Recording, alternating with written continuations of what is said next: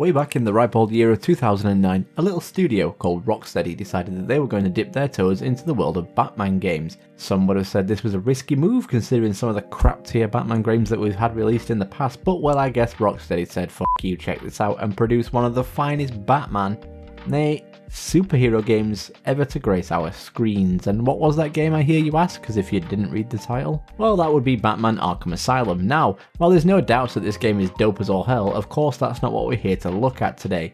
Today, we're looking at the dark side of the Arkham Asylum trophy list. So without any further ado, my fellow humanoids, I give you the 6 worst trophies from Batman Arkham Asylum. Now, just as a quick disclaimer, because I know that somebody will mention it, before we start, I am playing on the Return to Arkham version of the game for the PlayStation 4 on a PlayStation 5.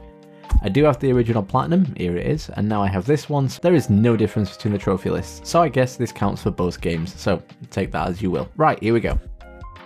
Jumping right in at the deep end, we're going to be looking at free flow perfection.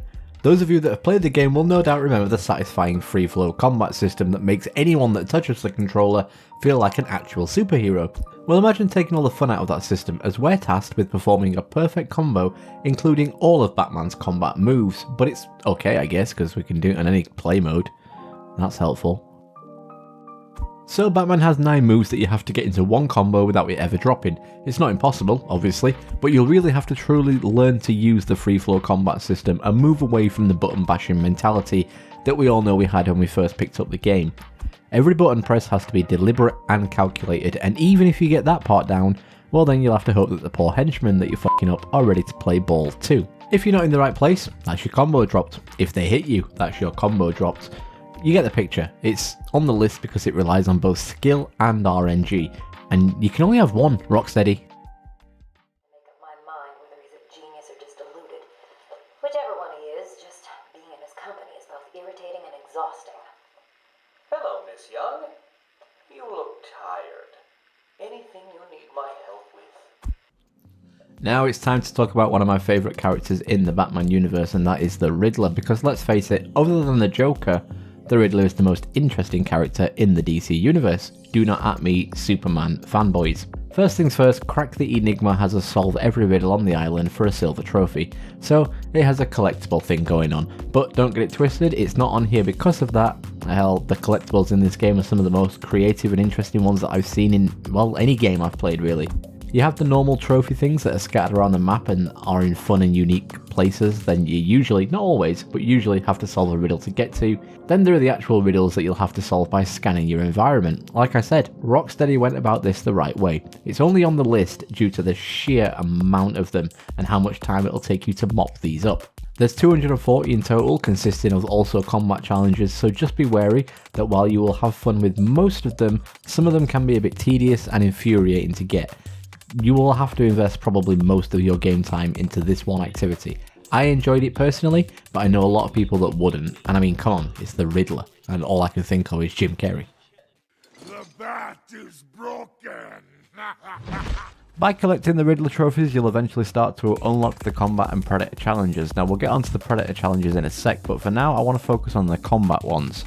There are 8 combat challenges consisting of Sewer Rat, Intensive Treatment, Shock and Awe, and Rumble in the Jungle. Each one has 4 rounds of enemies and the goal of X amount of points that you need to reach in these 4 rounds in order to get the 3-star reward, and you will need to get the 3-star reward because without it on every single challenge you cannot earn the 24 medals needed for free flow gold. But that's only 4 maps, I hear you say. Well, that's because each map mentioned before has an extreme version that ramps up the amount of points needed and the types of enemies that you'll encounter. The first 4 challenges are a breeze, but believe me when I say you'll be spending hours on Rumble in the Jungle Extreme and maybe Shock and Awe, as I know that I did. And I was quite adept at the free flow combat system at the time, so it's not just about skill, you really do need the enemies to play nicely too, like with the free flow gold perfection trophy. The only advice I can really give is just to focus on high combos rather than stylish variation bonuses, and when it comes to fighting the Titans, well, they can be used to rack up a lot of points quickly if you can keep the combo going, which I know is easier said than done, and that's what it's all about at the end of the day. Try not to get too frustrated, stay cool, and eventually the stars will align for you.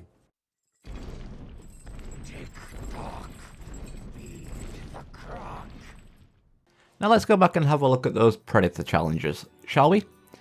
Throughout the story you'll be introduced to them. They are basically stealth challenges that have you taking on a group of enemies and you'll have to take them down quietly, as especially on the higher difficulties, taking them straight on is suicide. As before, there are 4 challenges and their extreme counterparts. This time we have Silent Night, Record Breaker, Survival Tactics and Invisible Predator, which also happens to be the name of a trophy. We're not playing for points this time, instead each room has requirements that you'll have to meet. Specific ways of taking down guards in order to achieve the star that is linked to it. This can be as simple as taking down an enemy with a silent takedown, and it can go all the way to something insane like take down 2 enemies with the line launcher, knocking one of them over the edge. If you're going to white knuckle this one and work it all out for yourself, then you might have a rough ride. All I'm going to say is that video guides are your friend when it comes to challenges like this. Some may say that's cheating, but I don't see it that way, as even if you have a guide, you still have to put in the skill and the technical knowledge to be able to pull off some of the feats that are in the game. And because we're not playing for points, this one may be a tad easier than the combat challenges, and I didn't spend half as much time on them, but still they're going on the list because they're a hard part of the game and they will lead to some frustration. Tonight, Gotham, I have defeated your dear Dark Knight. Don't be sad. You're next. Alright, time to jump back into the story for a little while, as we're going to be having a chat about the Biggest Bang trophy. This one has you complete the game on the hardest difficulty, so gone are the counter indicators and enemies are much faster and aggressive than before. As to are the bosses, which can now take you out in just a few hits, and when I think of this I think of Poison Ivy. What I personally did was play the game on the medium difficulty to sort of get back into the game, as it had been a few years since I'd even thought about the game, let alone playing it. So doing this allowed me to basically warm up a little bit.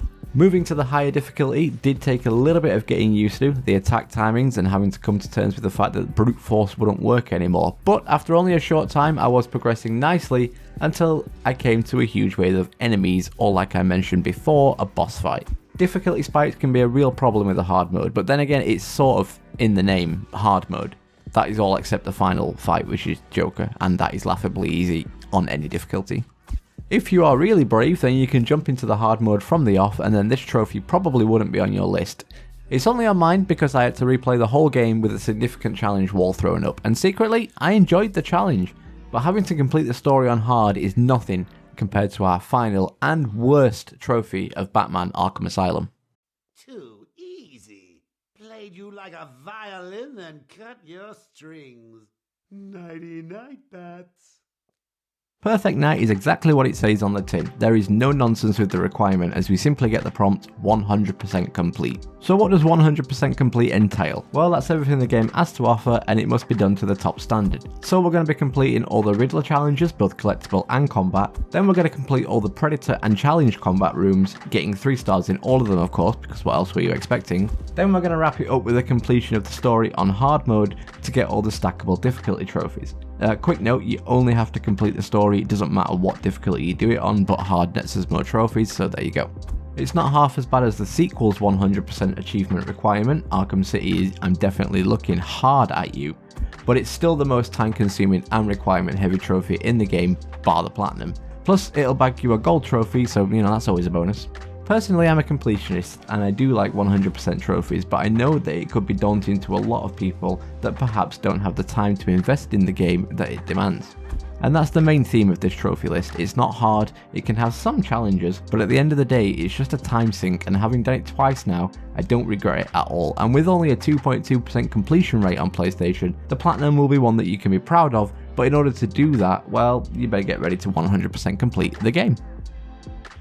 Ladies and gentlemen, I just want to thank you again for spending some of your precious time with me today while we look at the worst trophies in Arkham Asylum. Ultimately, I'd say go for it if you're thinking about it. It's worth the dopamine rush that you'll get at the end, and of course there's the bragging rights. Batman Arkham Asylum and of course the Return to Arkham versions are just examples of almost perfect superhero games. Trophies or no trophies, this would have still been a game well worth your time and patience. To go back to where it all started was a nostalgia trip, and let me go back in time to better times. Just for a small bit of respite from reality, I guess. Anyway, that's the list. If you have your own, let me know in the comments or just say hi. If you're a trophy hunter, then why not subscribe? There's plenty more to come and I'd love to have you along for the ride.